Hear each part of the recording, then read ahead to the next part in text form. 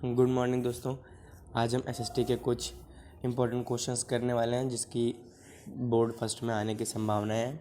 चलिए चलते हैं हमारे पहले प्रश्न की ओर। अगर अभी तक आपने हमारा चैनल सब्सक्राइब नहीं किया है, चैनल को सब्सक्राइब करें, बेल आइकन प्रेस करें, वीडियो अच्छी लगे तो लाइक करें। पहला प्रश्न, निम्नलिखित में से कौन सा विकास के स्तर के आधार पर संसाधनों का वर्गीकरण नहीं है?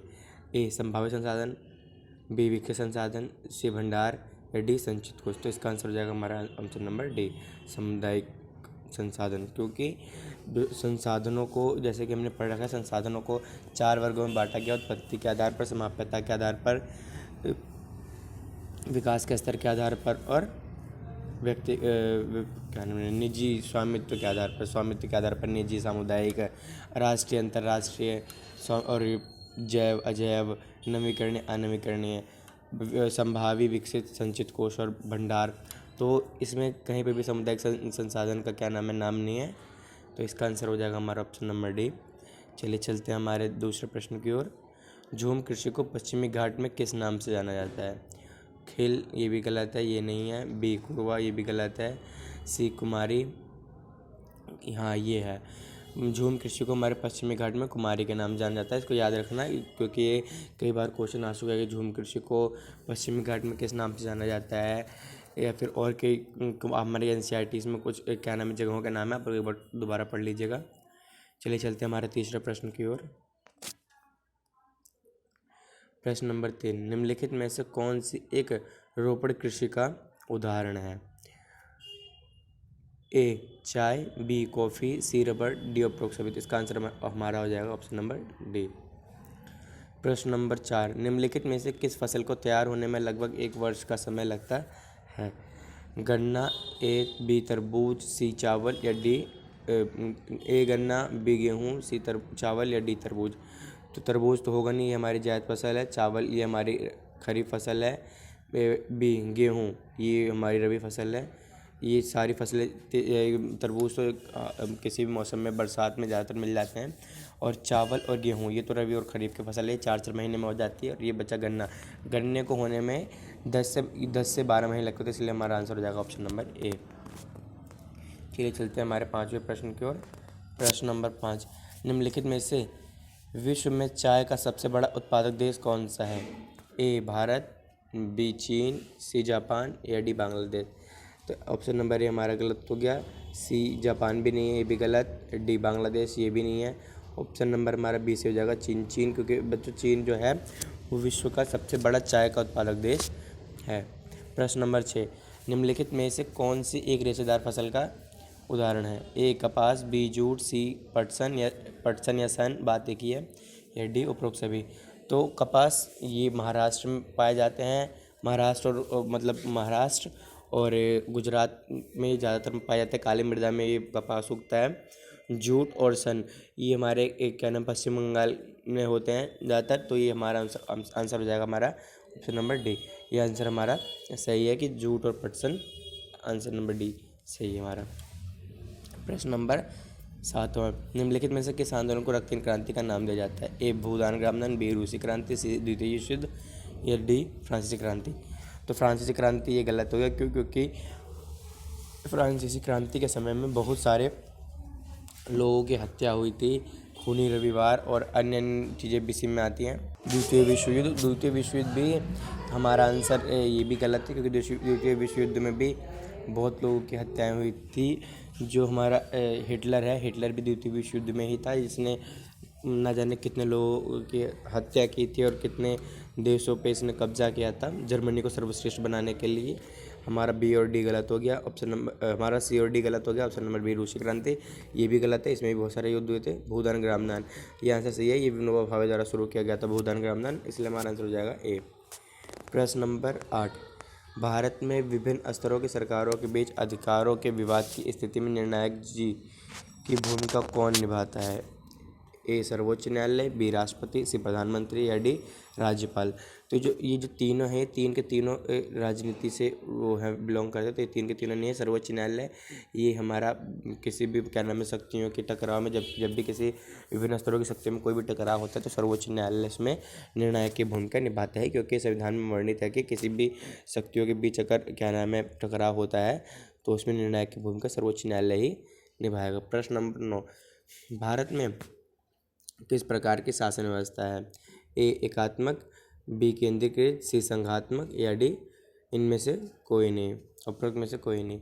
तो ए एकात्मक शासन व्यवस्था ये भी गलत है, बी केंद्रीकृत शासन व्यवस्था ये भी गलत है, सी संघात्मक, हाँ संघात्मक शासन व्यवस्था अब सभी को पता होगा कि संघात्मक मतलब होता है जिसमें सरकारों की शक्तियों का वितरण होता है। केंद्र सरकार से शक्तियाँ लेकर राज्य और स्थानीय सरकार को दी जाती हैं और स्थानीय सरकारें और राज्य सरकारें केंद्र के अधीन नहीं होती। तो इसका आंसर हो जाएगा हमारा ऑप्शन नंबर सी।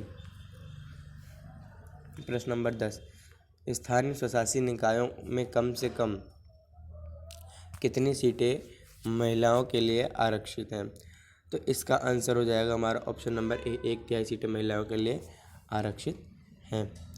प्रश्न नंबर 11, भारतीय संविधान में 22 भाषाओं को डैश अनुसूची में रखा गया है? तो इसका आंसर हमारा ऑप्शन नंबर बी, भारतीय 22 भाषाओं को 8वीं अनुसूची में रखा गया है।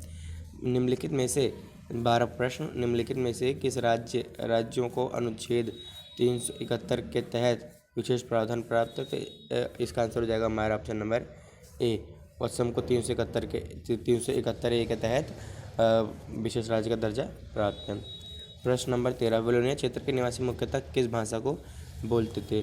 तो वेलोनिया, ध्यान देना बच्चों, ये बेल्जियम की बात कर रहा है। बेल्जियम में 2 राज्य थे, एक फ्लेमिश और एक वेलोनिया। तो इसका आंसर हो जाएगा हमारा ऑप्शन नंबर बी, वेलोनिया में फ्रेंच भाषी लोगों की संख्या ज़्यादा थी और डच भाषी लोगों की फ्लेमिश में ज़्यादा थी। तो इसका आंसर हो जाएगा हमारा ऑप्शन नंबर बी। एक बार ध्यान से देखिए ना, 3 के जो ये जर्मन ये तो कट जाएगा क्योंकि ये क्या नाम है 1% लोग थे। सिंहली ये श्रीलंका की बात कर रहे हैं। डच ये तो क्या नाम है फ्लेमिश में रहते थे, इसलिए ये भी नहीं होगा। प्रश्न नंबर 14, निम्नलिखित में से किस देश में सत्ता का ऊर्ध्वाधर वितरण नहीं हुआ? तो इसका आंसर हो जाएगा हमारा ऑप्शन नंबर बी, श्रीलंका में सत्ता का ऊर्ध्वाधर वितरण नहीं हुआ है। प्रश्न नंबर 15, लोकतंत्र एक बुनियादी सिद्धांत है डैश ही सारी राजनीतिक शक्तियों का प्रतियोगी। तो इसका आंसर होगा हमारा ऑप्शन नंबर ए, जनता ही सारी राजनीतिक शक्तियों का स्रोत होती है। प्रश्न नंबर 16, निम्नलिखित में से कौन सा कथन असत्य है? ए, प्राथमिक क्षेत्र को कृषि एवं संबंधित क्षेत्र कहा जाता है, नहीं ये सही है। बी, द्वितीयक क्षेत्र को औद्योगिक क्षेत्र भी कहा जाता है, ये भी सही है। सी, मत्स्य पालन द्वितीय क्षेत्र का उदाहरण है, ये गलत है। द्वितीयक क्षेत्र, देखिए बच्चों इसको ध्यान देना, द्वितीयक क्षेत्र का मतलब होता है प्राथमिक क्षेत्र से प्राप्त चीज़ों का विनिर्माण करके दूसरी चीज़ें बनाना। तो ये देखो, ये मत्स्य पालन है, ये हमारा प्राथमिक क्षेत्र में आया। क्यों? क्योंकि ज़मीन से जुड़े हुए हैं, जो ज़मीन से जुड़ी हुई कोई भी क्रियाएँ हैं वो प्राथमिक क्षेत्र में आती हैं। चलिए चलते हैं हमारे अगले प्रश्न की ओर। प्रश्न नंबर 17, मानव विकास सूचकांक की गणना किस संस्था द्वारा की जाती है? ए, विश्व व्यापार संगठन, नहीं ये गलत है। बी, संयुक्त राष्ट्र संघ, ये भी गलत है। सी, संयुक्त राष्ट्र विकास प्रोग्राम, हाँ ये सही है। UNDP, United Nation Development Programme. तो ये है मानव विकास सूचकांक की किसी देश की, ये मतलब गणना करता है कि किसी देश की क्या नाम है प्रति व्यक्ति आय कितनी है और क्या नाम है वहाँ पे स्वास्थ्य सुविधा कैसी है, उस देश की साक्षरता दर कैसी है। तो इन सब चीज़ों को देख के जो संयुक्त राष्ट्र विकास प्रोग्राम है ये उस देश की मानव विकास सूचकांक की गणना करता है और यही बताता है कौन सा देश विकसित और कौन सा देश विकसित नहीं है। अब प्रश्न नंबर 18, निम्नलिखित में से कौन सा एक शहरी अमीर परिवार के लड़के के लिए विकास का लक्ष्य हो सकता है? ए, अपने भाई जितना स्वतंत्रता प्राप्त करना, ये हाँ ये हो सकता है। अपने स्वयं के निर्णय ले सके, ये भी हो सकता है। सी, विदेश में अपनी पढ़ाई कर सके, हाँ बिल्कुल सही। डी, उपरोक्त सभी। तो इसका आंसर हो जाएगा हमारा ऑप्शन नंबर डी, उपरोक्त में सभी। प्रश्न नंबर 19, निम्नलिखित में से कौन सा एक तृतीयक क्षेत्र का उदाहरण है? ए, संचार, बी, बैंकिंग, सी, परिवहन या डी, उपरोक्त में सभी।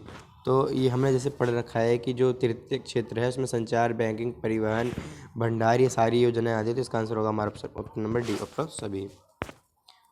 प्रश्न नंबर 20, सुदीप को बिना उचित कारण बताए नौकरी से नहीं हटाया जा सकता, बताइए वह किस क्षेत्र में काम करता है? ए, असंगठित क्षेत्र, नहीं ये गलत है। असंगठित क्षेत्र में कोई भी व्यक्ति अगर काम करता है तो उसका रोजगार सुरक्षित नहीं होता जिस दिन, और उसको मतलब वेतन के साथ साथ अवकाश नहीं मिलता।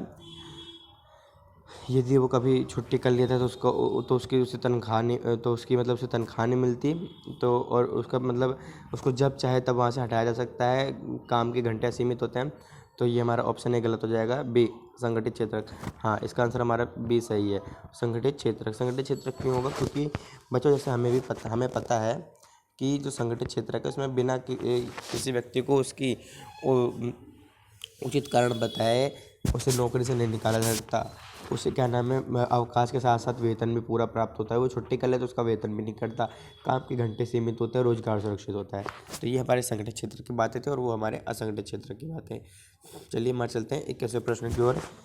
इनमें से कौन सा विचार जूसेप्पे मैसिनी का नहीं था? ए, इटली छोटे छोटे राज्यों और प्रदेशों के पाबंदों की तरह नहीं रह सकता। हाँ, ये जूसेप्पे मैसिनी का विचार बिल्कुल था, ये सही है। बी, एकीकरण ही इटली की मुक्ति का आधार हो सकता है, ये भी सही है। सी, राजशाही का समर्थन, तो ये गलत है, हमारा ऑप्शन नंबर सी गलत है। प्रश्न नंबर 22, मेटरनिक कौन था? मेटरनिक ऑस्ट्रिया का राजा, ए गलत था। बी, ऑस्ट्रिया का चांसलर, ये सही था। सी, प्रशा का राजा, ये तो विक्टर इमैनुअल द्वितीय था। प्रशा का प्रधानमंत्री, ये भी नहीं था। सॉरी गाइस, छोटे भाई के स्कूल से फ़ोन आ गया था। मेटरनिक कौन था? तो इसका ए ऑस्ट्रिया का राजा, ये गलत है। मेटरनिक ऑस्ट्रिया का राजा नहीं था। बी, ऑस्ट्रिया का चांसलर, तो इसका आंसर हमारा बी हो जाएगा, ऑस्ट्रिया का चांसलर, क्योंकि प्रशा का राजा तो विक्टर इमैनुअल द्वितीय था। प्रशा का प्रधानमंत्री ये भी नहीं था। प्रश्न नंबर 23, फ्रेडरिक सोर्यू कौन था? तो जो फ्रेडरिक सोर्यू थे संगीतज्ञ, नहीं ये गलत है, संगीतज्ञ नहीं थे। दार्शनिक, ये भी गलत है। सी, अर्थशास्त्री, हाँ ये फ्रेडरिक सोर्यू थे, ये अर्थशास्त्र का ऑप्शन नंबर हमारा सी सही हो जाएगा। प्रश्न नंबर 24 की ओर चलते हैं। निम्नलिखित में से किस चित्रकार ने जर्मेनिया का चित्र बनाया था? फिलिप वेट, ए हाँ बिल्कुल सही, फिलिप वेट ने हमारे क्या नाम जर्मेनिया का चित्र बनाया था। चाहे वो जब जर्मेनिया युद्ध की तैयारी का हो, या फिर स्वतंत्रता का, या फिर हताश जर्मेनिया, तो ये जो भी चित्र हैं ये हमारे जर्मनी के, जर्मेनिया के, वो सारे फिलिप वेट ने बनाए थे। अन्य श्रेणी गलत हो जाएगा। फ्रेडरिक सोर्यू, ये भी गलत हो जाएगा। फ्रेडरिक सोर्यू ने तो मारियाना का चित्र बनाया था। डी, कावूर, कैमलो कावूर, ये भी गलत हो जाएगा। अन्य श्रेणी, ये भी गलत है। प्रश्न नंबर 26, ड्यूक मेटरनिक कौन था? ड्यूक मेटरनिक कहाँ का था? मैसिनी हमारी, देखो ये जो है प्रश्न नंबर 25 क्या लिखा है इसमें, किसने कहा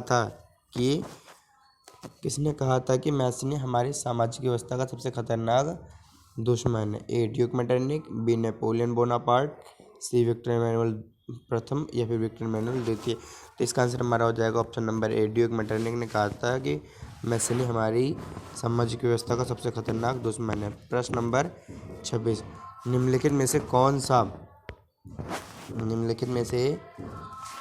सा कथन इटली के एकीकरण के विषय में नहीं था? तो ये जो हमारा ए है, जूसेप्पे मैसिनी ने अपने लक्ष्य की प्राप्ति के लिए खुफिया संगठन की स्थापना की, ये सही है। इटली के एकीकरण के लिए इसने जूसेप्पे मैसिनी ने बनाया था।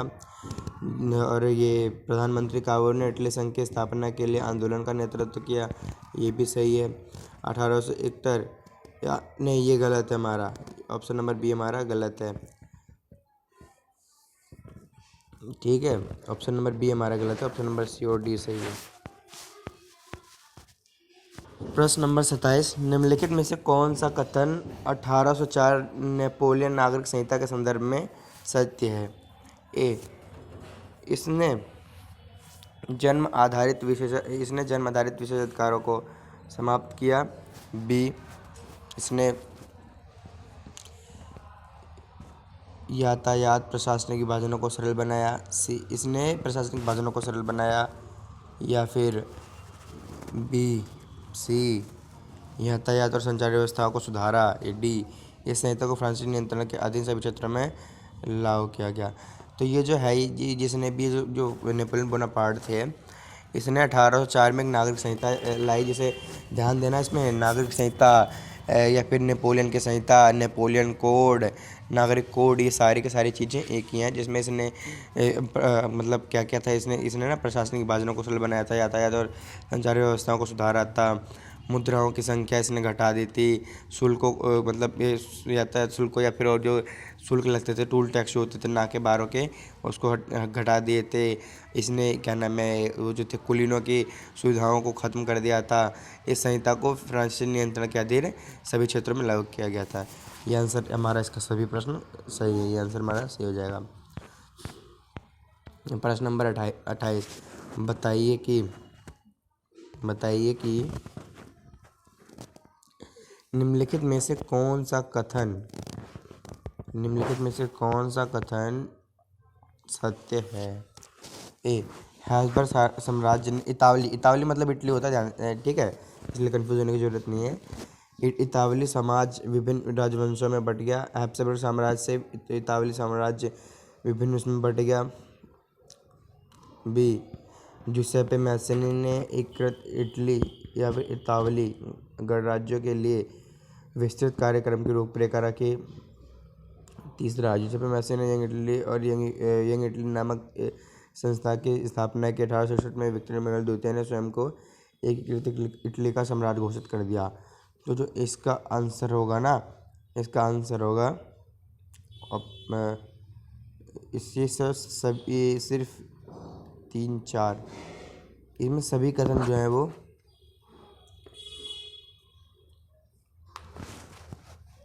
इसका आंसर ये हो जाएगा। उसके बाद चलिए चलते हैं हमारे अगले प्रश्न की ओर। प्रश्न नंबर 29, सही मिलान की पहचान कीजिए। बिस्मार्क इटली, बी मैसेनी जर्मनी, या सी कावूर ब्रिटेन, या डी मेटरनिक ऑस्ट्रिया। ये देखो, ये हमारा ऑप्शन नंबर डी हो जाएगा। मेटरनिक जो है ऑस्ट्रिया का चांसलर था, तो इसका मेटरनिक। कावूर ये गलत है, जो कावूर थे ये जर्मनी से, और मैसेनी जो थे वो क्या नाम है इटली से, और जो ओटोमन बिस्मार्क था वो ब्रिटेन से। तो इसका आंसर, कावूर हमारे जो थे वो ब्रिटेन से थे, ये गलत है। जो बिस्मार्क है वो हमारे ब्रिटेन से थे, ओटोमन बिस्मार्क, और कावूर जो थे जर्मनी से थे, कैमुलो द कावूर, ठीक है। चलिए चलते हैं हमारे अगले प्रश्न की ओर। प्रश्न नंबर 30, गलत मिलान की पहचान कीजिए। नवीकरणीय संसाधन, ए सौर ऊर्जा, बी अनवीकरणीय संसाधन कोयला, सी जैव संसाधन धातुएं, या डी अजैव संसाधन चट्टान। आंसर हमारा सी हो जाएगा। धातुएं जो हैं अजैव संसाधन होती है, जबकि जैव, देखिए जैव और अजैव में अंतर जानिए पहले। जो जैव संसाधन होते हैं वो जीवित जो वस्तु क्या नाम है, जो भी व्यक्ति या वस्तु जो जीवित है, सांस ले रहे हैं, चल रहे हैं, बोल रहे हैं, वो जैव संसाधन में आते हैं। पेड़ पौधे वनस्पति जाति सब हमारे जैव संसाधन में आएंगे। इसका आंसर हो जाएगा हमारा ऑप्शन नंबर सी। प्रश्न नंबर 31, निम्नलिखित में से कौन सा कथन मरुस्थलीय मृदा के संदर्भ में सही है। ए, लाल एवं भूरा रंग, ये हमारा सही है। रेतीली तथा लवणीय है, ये भी सही है। शुष्क जलवायु तथा उच्च तापमान के कारण जलवाष्पन के दर अधिक होते हैं, ये भी सही है। तो सभी कथन हमारे सत्य होंगे, ठीक है। चलिए चलते हैं हमारे अगले प्रश्न की ओर। प्रश्न नंबर 32, गलत मिलान की पहचान कीजिए। ए, जलोढ़ मृदा गन्ने की कृषि, बी काली मृदा कपास की कृषि, सी लेटराइट मृदा काजू की कृषि, या डी लाल मृदा सेब की कृषि। तो इसका आंसर हो जाएगा ऑप्शन नंबर डी सेब की कृषि। हमारा देखो जो ये है जलोढ़ मृदा गन्ने की खेती, तो ये हमारा ऑप्शन नंबर बिल्कुल सही होगा। क्यों? क्योंकि ये जो है और जलोढ़ मृदा हमारे उत्तर भारत के मैदानों में पाई जाती हैं, जैसे पंजाब, हरियाणा, उत्तर प्रदेश, ये सब हमारे उत्तर भारत के मैदान हैं। तो सबसे ज़्यादा गन्ने का व्यापार उत्तर प्रदेश से होता है, इसलिए हमारा ऑप्शन नंबर ए सही होगा। बी हमारे जो काली मृदा है कपास की खेती, हाँ काली मृदा में कपास की खेती होती है, जैसे महाराष्ट्र, गुजरात, ये सब इस इलाके में मतलब पश्चिम साइड में है। तो ये हमारे काली मृदा के हैं। और ये लेटराइट मृदा, जो लेटराइट मिट्टी होती है काजू की खेती, हाँ ये जो केरल साइड में लेटराइट मिट्टी, केरल, कर्नाटक, ये सब जो हैं केरल साइड में जितनी भी है ना, ये सब क्या नाम है लेटराइट मृदा के हैं। इसमें मसाले बहुत अच्छे होते हैं, काजू किशमिश ये सब मसाले लेटराइट मृदा में बहुत ज़्यादा होते हैं। प्रश्न नंबर 33, निम्नलिखित में से कौन सा कथन भारत में कॉफ़ी उत्पादन के संदर्भ में असत्य है। भारतीय कॉफ़ी अपनी गुणवत्ता के लिए संसार में प्रसिद्ध है, ये सही है। बी, बाबा बूदन के पहाड़ियों में इनका उत्पादन आरंभ हुआ, ये भी सही है। सी, अरेबिक किस्म की कॉफ़ी आरंभ में जापान से लाई गई थी, तो ये गलत है। जो अरेबिक किस्म की कॉफ़ी है जापान से नहीं लाई गई थी। प्रश्न नंबर 34। प्रश्न नंबर 34 करेंगे। निम्नलिखित में से कौन सा कथन जलोढ़ मृदा के संदर्भ में सत्य है? इन मृदाओं का रंग सफ़ेद होता है, ये सही है। ये कपास की खेती के लिए उपयुक्त, गलत है।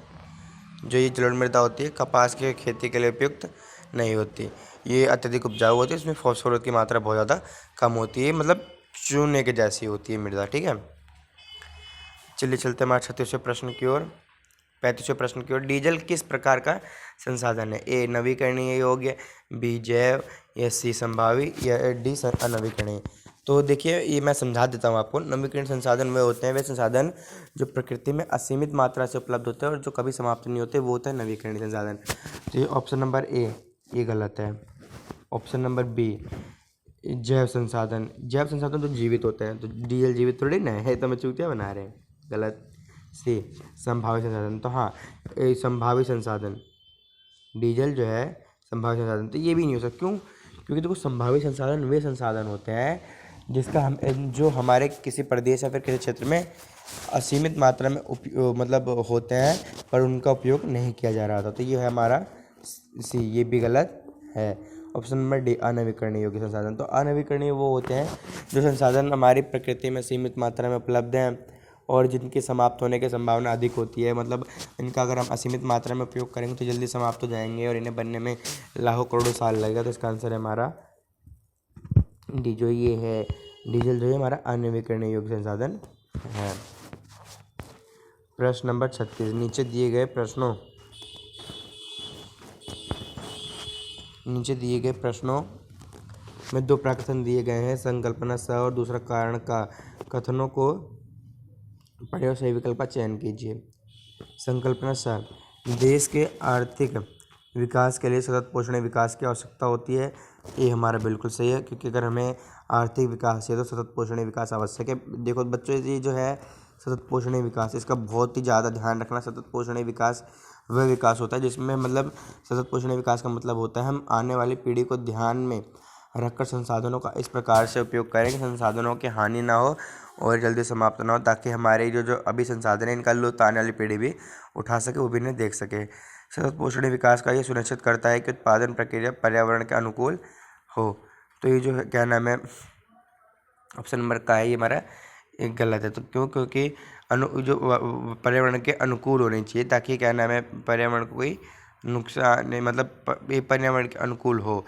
हाँ अनुकूल मतलब, हाँ ये अनुकूल है। हमारा ऑप्शन नंबर ये सही हो जाएगा।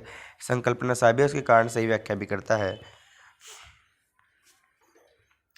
प्रश्न नंबर 37। नीचे दिए गए प्रश्नों में दो प्रकथन दिए गए हैं। पहला है संकल्पना सा, दूसरा कारण। अर्थ कथनों को पढ़े विकल्प का चयन कीजिए। ये तो हमें पहले ही बता दिया गया है। तो मत्स्य पालन का कार्य प्राथमिक क्षेत्र का है। ये देखो मैंने आपको ऊपर बताया था ना, ये प्रश्न, ये प्राथमिक क्षेत्र जो भी जमीन से जुड़े हुए चीज़ें हैं ये आवश्यक है। तो ये हमारा सही है। कारण ख, मत्स्य पालन सीधे प्राकृतिक संसाधनों पर निर्भर करता है। तो हाँ ये भी हो सकता है, क्यों हो नहीं सकता, ये है ही। मत्स्य पालन जो है प्राकृतिक संसाधनों पर ही निर्भर करता है। तो ए सही है। प्रश्न नंबर 38 करेंगे हम। श्रीमान जय एक काल्पनिक देश पालमपुर के निवासी हैं। यह एक विकसित देश है। निम्नलिखित में से कौन सी उनके देश की विशेषता है? बी औद्योगिकीकरण की तीव्र रफ्तार व उच्च प्रति व्यक्ति आय। बी उच्च शिशु मृत्यु दर। सी उच्च मानव विकास सूचकांक। चौथा जो है उच्च सकल घरेलू उत्पाद। तो इसका आंसर हो जाएगा हमारा ऑप्शन नंबर बी। ये जो है, ये जो क्या नाम है शिशु मृत्यु दर है, ये किसी भी देश का वो नहीं दर्शाता कि वो देश विकसित है। क्यों? क्योंकि शिशु मृत्यु दर का मतलब ये है कि जिस देश में स्वास्थ्य सुविधा अच्छी नहीं होती वो देश क्या नाम है ऑटोमेटिक ही क्या नाम है विकसित नहीं है। तो इसलिए हमारा आंसर हो जाएगा इसका ऑप्शन नंबर बी।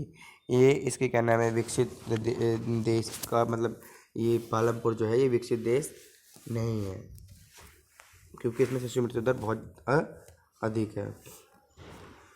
प्रश्न नंबर 39। निम्नलिखित में से किस कानून द्वारा भारत ने 2005 में ग्रामीण क्षेत्रों में 100 दिन के रोजगार को सुनिश्चित किया। ए स्कूल चले हम, गलत। बी काम के बदले अनाज, गलत। सी महात्मा गांधी राष्ट्रीय रोजगार गारंटी अधिनियम, ये सही है। ये जो सन 2005 में भारत के 200 जिलों में ये योजना चलाई गई थी कि जो भी मतलब ये महात्मा गांधी MGRG मतलब मनरेगा ना। देखो, महात्मा गांधी रोजगार गारंटी अधिनियम मनरेगा जो है ये इसी के तहत चलाई गई थी, जिसमें 200 जिलों में लोगों को रोजगार प्रदान किया जाएगा। अगर सरकार इनको रोजगार प्रदान कराने में असमर्थ होती तो उन्हें बेरोजगारी भत्ता देगी। चलिए चलते हैं हमारे अगले प्रश्न की ओर। प्रश्न नंबर 40, निम्नलिखित में से किन कारणों से तमिल श्रीलंका में बेगानापन महसूस करने लगे। ए कानून द्वारा सिंहली को एकमात्र राजभाषा घोषित किया, हाँ बिल्कुल सही। बी सरकार ने विश्वविद्यालयों एवं सरकारी नौकरियों में सिंहली को प्राथमिकता दी, सही। नए संविधान ने प्रावधान दिया कि सरकार बौद्ध धर्म को महत्वपूर्ण संरक्षण प्रदान करेगी, ये सी। या डी सभी कथन सत्य। तो इसका आंसर हो जाएगा हमारा सभी कथन सत्य। अब भाई जब तुम क्या नाम है सिंहली को एकमात्र राजभाषा घोषित कर दोगे तो तमिलों का क्या होगा। सरकार ने विश्वविद्यालय एवं सरकारी नौकरियों में सिंहलियों को प्राथमिकता भी दे दी थी। अब भाई जब तुम हर जगह सिंहलियों को प्राथमिकता दोगे तो भाई इनका क्या होगा, जो क्या नाम है बंदे तुम्हारे देश में रह रहे हैं, बेशक इनकी संख्या 18% है, पर मतलब तुम बहुसंख्यक होगे तो इनके ऊपर मतलब दबाव बनाओगे। एक बार ध्यान देना है कि इस चैप्टर में ये बहुसंख्यक, निरंकुशवाद, ये सब क्वेश्चंस आएंगे, जिनके ऊपर ध्यान से पढ़ लेना, ठीक है। प्रश्न नंबर 41, नीचे दिए गए प्रश्न में 2 प्राकथन दिए गए हैं। ए संकल्पना सा दूसरा कारण का पढ़िए और विकल्प को चुनिए। तो ए बेल्जियम ने अपने संविधान में 1970 से 1993 के मध्य 4 बार संशोधन किए, सही। बेल्जियम के जो नेता थे वो थोड़ा उन्होंने ना समझदारी दिखाई, उन्होंने अपना जो मॉडल चुना, इन्होंने 1970 से लेकर 93 के बीच संविधान में 4 बार संशोधन किए थे। और इन संशोधनों में इन्होंने क्या नाम है फ्रेंच लोगों को भी अपने केंद्र में मतलब बराबर अधिकार दिया था, बराबर मंत्रियों की संख्या। कोई भी कानून तभी पारित होगा जब दोनों समुदायों के मंत्री क्या नाम है इस पर राजी होंगे। और भी मतलब इन्होंने प्रावधान बनाए थे। और कारण क्या है इसका का बेल्जियम में डच भाषी व फ्रेंच भाषी लोगों के मध्य तनाव बढ़ रहा था। तो ये जो आंसर है ऑप्शन नंबर ए तो हमारा सही है, ये हमारा सही है, पर कारण जो है ये हमारा सही तो ये भी है, पर इसकी सही व्याख्या नहीं कर रहा, तो इसलिए हमारा आंसर जो है इसका हो जाएगा हाँ, इस कारण के कारण ये जो संकल्पना दी हुई है ये होगा। तो इसका आंसर हमारा हो जाएगा ऑप्शन नंबर